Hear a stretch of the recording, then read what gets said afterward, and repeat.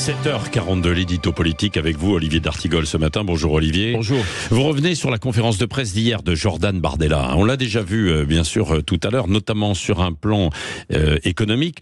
Là, vous revenez plus particulièrement sur ce qu'il a exprimé sur la binationalité. En effet, lors de cette présentation du programme du Rassemblement national, Jordan Bardella a dit qu'il voulait interdire certains emplois aux binationaux.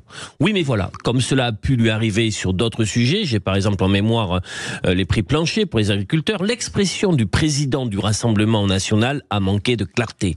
Les journalistes ont insisté pour bien comprendre derrière ce clair-obscur ce que le candidat RN à Matignon avait précisément à l'esprit.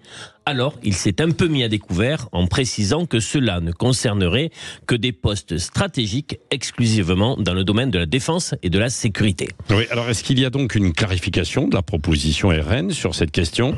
Pas vraiment, Patrick, et c'est bien là le problème. Comme sur d'autres sujets, pour apparaître comme le vote raisonnable, Jordan Bardella, qui se mélonise, c'est très bien que Marine Le Pen a exposé dans un passé très récent, encore au début de cette année, une proposition bien plus radicale dans le cadre de son projet de loi référendaire, qui est l'un des piliers essentiels du projet présidentiel de Marine Le Pen. Que dit ce texte dans son article 1er ? Je cite, « La loi pourra interdire l'accès à des emplois dans l'administration, des entreprises publiques et des personnes morales chargées d'une mission de service public aux personnes qui possèdent la nationalité d'un autre État. » Oui, est-ce que ce n'est pas la même chose ?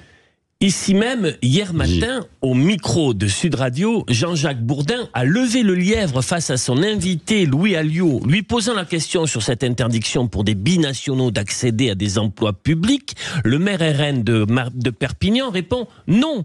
Je ne sais pas où vous avez vu ça. Ce n'est pas dans le programme. Il sera contredit en fin de matinée par Jordan Bardella et plus encore par la proposition de loi référendaire déposée à l'Assemblée nationale par Marine Le Pen. C'est un sujet important alors que notre pays compte près de 3,5 millions de binationaux.